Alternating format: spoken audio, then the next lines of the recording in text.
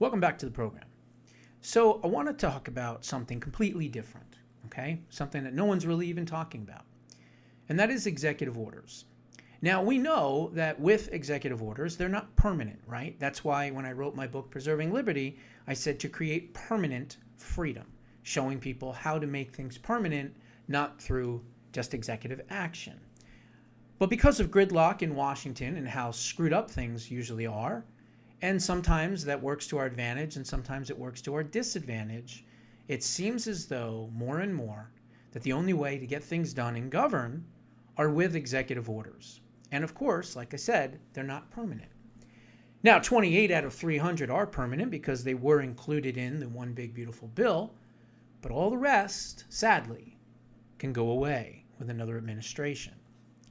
Well, one of the things that the Trump administration has done has used impactful and very impactful executive orders.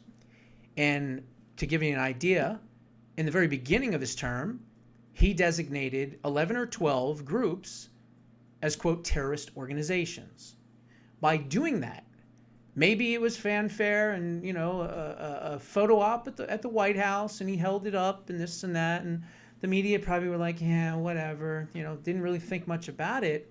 But they had a plan. And that plan was to change the game against the cartels and any type of domestic terrorist organization. It's very simple how they did it.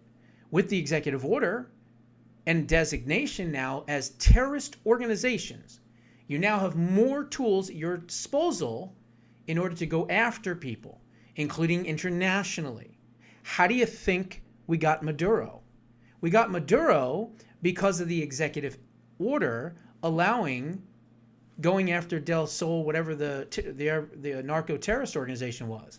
So we were allowed by law because of that executive order to go and do that. And we've also been able to go after Antifa. That's right. They are a domestic terrorist organization. And I still say right now to this day that we ought to also label the DSA, the Democrat Socialists of America, as another terrorist organization. But Antifa today learned why President Trump's executive orders are so powerful, because now they're being charged under terrorism charges, not just domestic crime in the legal system, legal penal code system. Now you're dealing with terrorist charges, which is a whole different ballgame.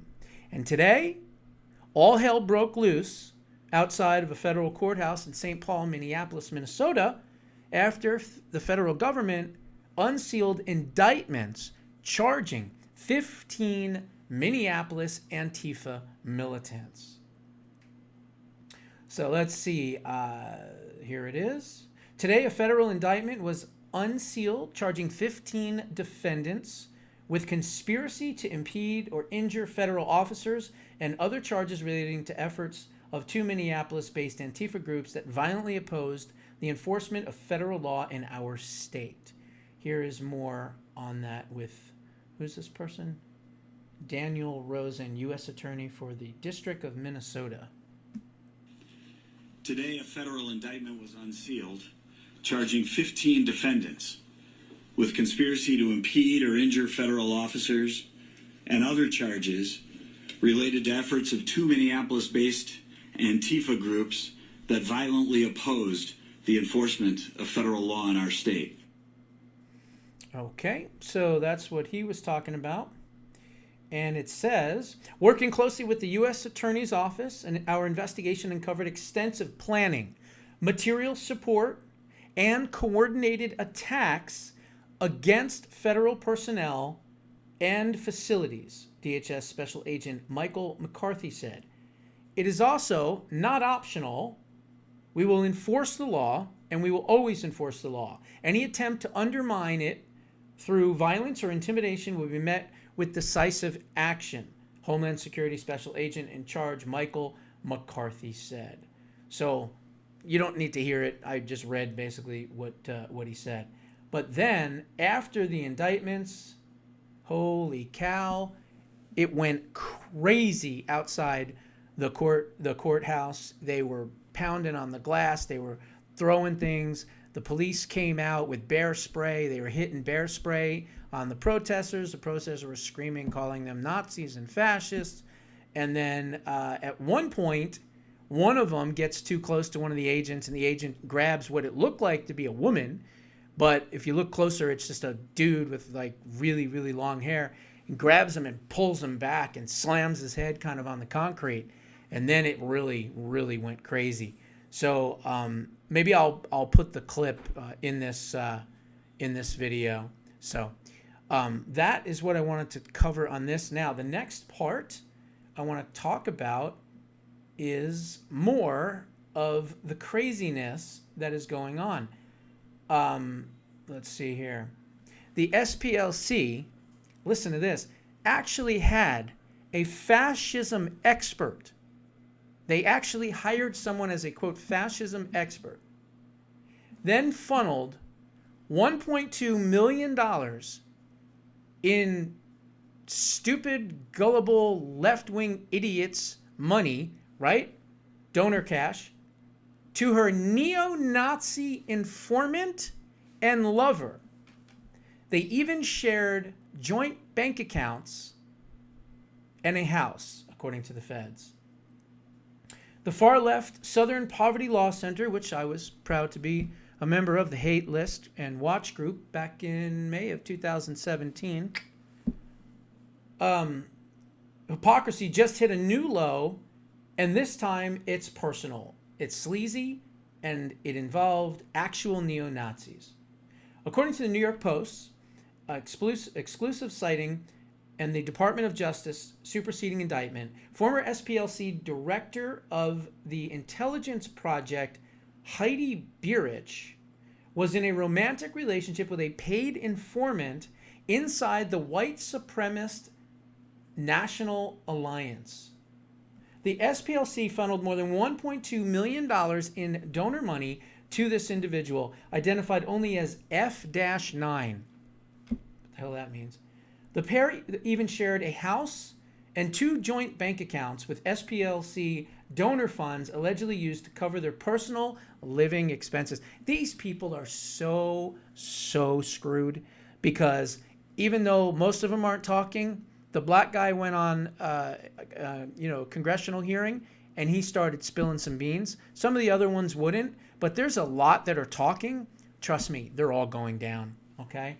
Then it says, this is the same, again, Southern Poverty Law Center that built a $700+ million empire by branding us, you, me, conservatives, Christians, pro-life activists, and Trump supporters as hate groups, while secretly bankrolling real extremists. Then it goes on to say, one figure referred to employee 2 in the indictment described as a person who would become director of the SPLC's intelligence project, that is this Heidi lady. It also described how employee 2 wrote an article based on material stolen from National Alliance headquarters in 2014 and then paid off an informant to take the blame for the robbery. Based on the details in the June 2nd superseding indictment, employee number 2 is believed to be Heidi Beerich, a 58-year-old fascist expert who was the director of intelligence of the Alabama-based anti-extremism nonprofit between 2012 and 2019. The indictment alleges Beerich was very close to the informant known only as F9, who infiltrated the neo-Nazi organization's National Alliance.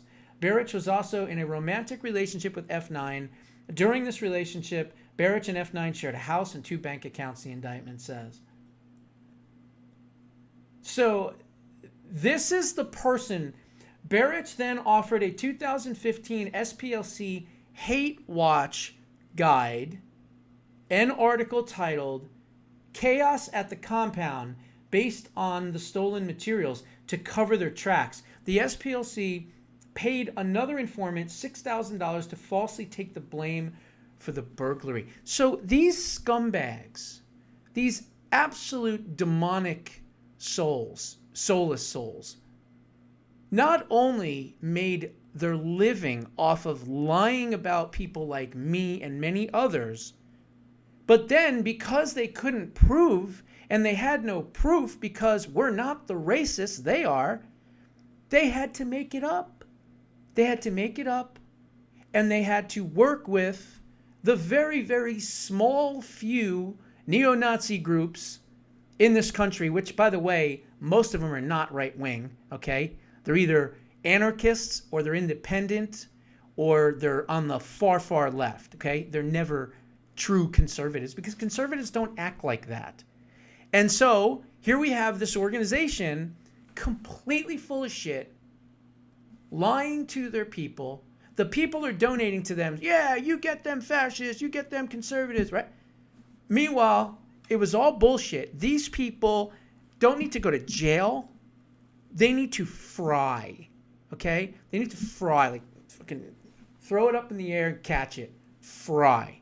That's what they need. And guess what? This happened in Alabama. This didn't happen in New York, where they probably would have gotten off. It didn't happen in Oregon, in Portland. No, this happened in Alabama. Thank you, SPLC, for being so stupid to pull your hate watch bullshit fake propaganda campaign for 12, 15 years in a state full of conservatives, full of red-blooded Americans, full of patriots that are going to fry your asses. Can't wait. Just can't wait. Anyway, that, and then the other thing that I wanted to talk about that no one is literally talking about, and I can't even believe that no one is talking about this. What happened today that they released from the FBI, and they were talking about how there was going to be this huge attack against the America 250 celebrations. I mean, no one is talking about this thing. So we're going to start breaking that thing down because this was absolutely crazy news that happened earlier. I don't care about Whoopi and JD Vance. Like, that doesn't mean anything to any of us. It's sound bites. It's bullshit. Who cares? What said what? Who said who? None of that matters. I want to find that story here. It's like, it's weird. Like, for some reason they have it like buried, and I can't understand why, because it's pretty serious stuff. Let me see here. I'm still looking for it. Maybe it's on the second page already. Here it is. Is that it? No, that's not it. Here it is, right here. So listen to how insane this is. And I want, not only do I want you to listen, but more importantly, this is why we have to vote and why we must, absolutely must, win the midterms. Because if we don't, this is the type of things that are going to continue to happen. So, massive terror attack thwarted. 5 people arrested for chilling, explosive, laden drone plot designed to kill thousands at White House UFC event. No one's heard about this. No one's even talking about this. I can't believe it. U.S. officials thwarted a massive terrorist attack targeting the historic UFC Freedom 250 event held over the weekend in Washington, D.C., which was held on the South Lawn as part of President Donald Trump's 80th birthday weekend. The event drew an estimated 4,300 attendees there on premise and included roughly 1,200 active duty service members. Think about that and keep that in your mind for a second. 1,200 active, not retired, not on leave, active service duty members. Okay? Now, we learn that thousands could have lost their lives in a 9/11 impact type of event, okay? If it was not for the quick actions of federal law enforcement. Fox News has revealed the following details. The FBI and its law enforcement partners disrupted an alleged plot targeting this weekend's UFC Freedom 250 event in Washington, D.C. 5 people were in custody as of Monday, and the investigation continues. It is identifying 23 people as part of a potential network of saboteurs and plotters.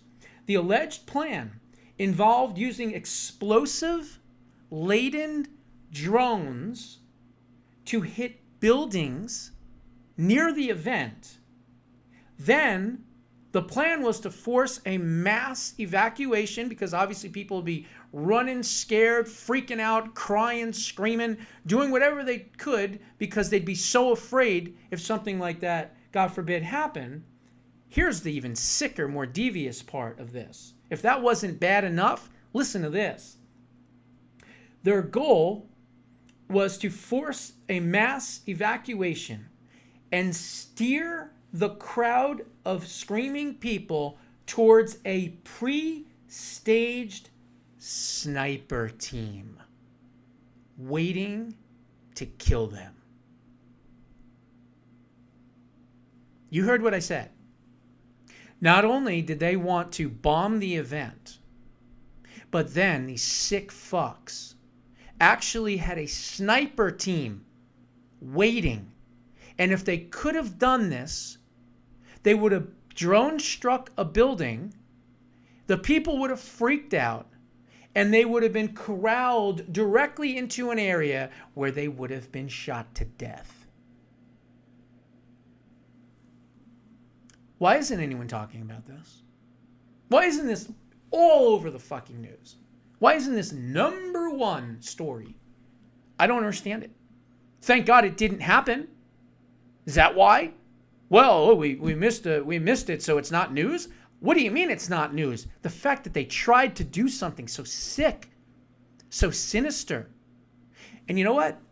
It makes sense. I hate to say it, because let me play you this little tidbit. Perfect little, whatchamacallit, segue, as they call it in the business. Listen to this. This is absolutely just frightening. Whoops. Hang on. I think he was really saying that I don't love an America that doesn't do... They're talking about Robert De Niro, and of course, Angela is making excuses for him saying what he said. Listen to this. the things that I think it should be doing. And look, I understand... So would you think any Republican would do that? Well, look, I mean, this is why I think... But just to add a little bit of Listen to these stats. Scott's numbers. Gallup polling data from 25 years ago says Republicans were 90% proud or extremely proud to be Americans. Democrats... Okay. 25 years ago, in this poll, Republicans were proud to be an American and proud of America at 90%. Okay? Were 87%. Today, 25 years ago, Democrats in this poll, 25 years ago, were 87% proud 25 years ago to be Americans and support America. Listen to this. 25 years later, those numbers remain at 92%. Actually, those numbers actually went up 2% for Republicans 25 years later. But how bad did the Democrats crater from 87%? Up a little bit for Republicans. For Democrats, they're down to 36%. Robert De Niro's view... 36%, folks. 36%. From 87% 25 years ago. So ask yourself, is it really out of the question for more than half the party, way more than half the party actually, hates the country, that you couldn't have a certain percentage of them hate the country so much that they want to destroy President Trump's birthday, they want to destroy the US fight, the UFC fight, they want to piss all over the 250th anniversary of this country, and they were actually planning on killing anyone that showed up, 4,300 people, which is why I say it was a 9/11 cataclysmic size event that thankfully was stopped by Kash Patel and the FBI. But more importantly, 1,200 active duty service members in the crowd. So it wasn't even just about his supporters. It was about the military too. These people are fucking crazy. Okay? They're fucking crazy. And if people don't wake up and realize that you have no choice but to vote for Republicans, down ticket. Period. End of story. Okay? MAGA, Trump endorsed, unfortunate rhino, it doesn't matter. These people are absolutely insane. And if they're willing to kill 4,300 people, including 1,200 people in the military, in front of the fucking White House, they can never, never return to power ever again. And we have to make sure they never do. Those are my thoughts. What are yours? Put them down in the comments below. I'll see you in the next one.